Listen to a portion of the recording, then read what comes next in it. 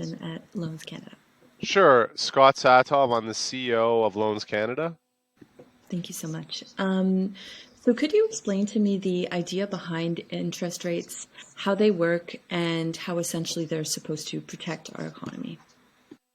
Sure. So right now, the overnight interest rate is about 3.75%, and that's the highest Bank of Canada overnight rate since early 2008.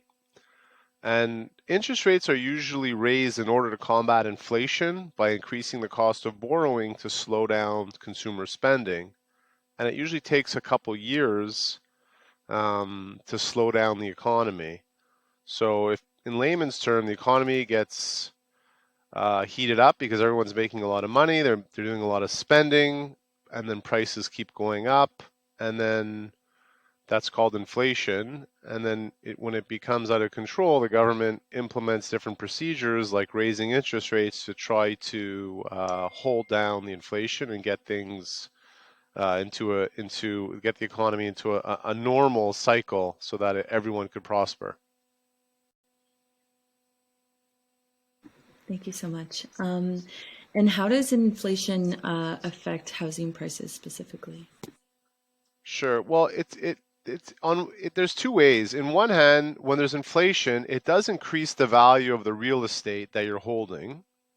But on the other hand, inflation causes interest rates to go up, and that costs more money for mortgages. So what it does is effectively reduces the prices of homes or puts a cooling effect in the home buying market because people are using cheaper mortgages. As soon as the price goes up, interest rates are up, it costs a lot more to own that house. Thank you for explaining. So, are there, sorry, just need to review this one more sec. So, I guess, are there any projections if interest rates will continue to rise, or maybe just stay at the recently raised rate, without a majority of the public continuing to lose out on equity, just since many people can't acquire homes at the moment due to recently raised interest rates.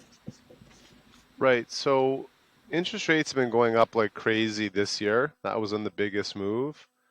And no one has a crystal ball, but they say there's going to be likely having increases, or I mean, moderate increases up through to 2024. So that's, next 2023 is a couple months away, and then another year before things start to maybe potentially loosen up a bit and interest rates go down. It's hard really to say that. But you're right what you're saying. It's coming to the detriment of homeowners or potential homeowners. And the other problem is that, the rent, as you can see, is continually expensive and goes up. So, you know, it's sort of a double effect for homeowners. It's just getting more expensive in many different ways. And it could be a recession, but no one really knows. Um, but you're right, though. What's the best thing for a down payment for a home? I think people have to look for the right home that they like, and then how they afford to buy it. They look their budget and what they're owning now, and make that tough decision when the time is right. I know I didn't put this on the questions list, so it's only if you feel comfortable answering, but is Sure. there any sort of like financial advice you would give to folks who are finding themselves stuck in the rental market and, maybe paying prices that people who have a mortgage, it can be like a similar, monthly fee? Right. So my only advice to everyone is to have proper budgeting, understanding financial literacy, understanding budgeting, saving. I mean, it's so easy to say, but it's a lot harder, obviously, because if you're saving, you're not doing the things that you want to do right now, you're postponing them, you're trying to have a bigger picture. So it's a discipline, but it's all starts with your budget, saving, and then when the right house comes along, you could have at least a nest egg, you'll be in a better position. You can make that decision. I'm paying this much for rent, and this is how much a house costs. Does it make sense to transition over and go and become a homeowner? Okay, perfect. Thank you so much. And then lastly, so I know that you said that we'll continue to see interest rates increase for the next couple of years. Is there maybe any specific numbers that may be projected if you're able to touch on that?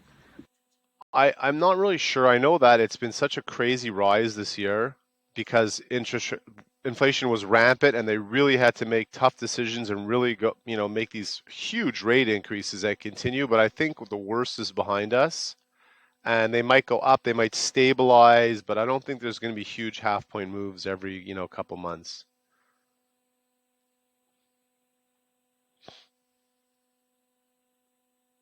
Great, thank you. That's yeah, that's mostly it for me. Was there anything that I didn't ask you feel is worth sharing or keeping in mind?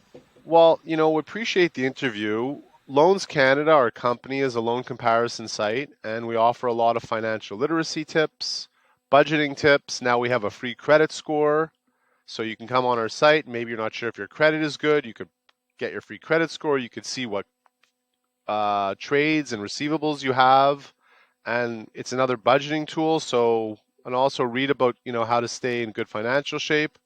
And obviously, we offer all a directory of different financial products. So if you ever need to look for something, we could help you there as well. But it starts, we're advocates for people that we want them to budget and financial literacy and protect themselves over the long run.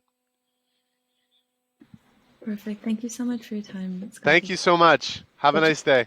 You as well. Talk soon, okay? Cheers. Bye. Bye.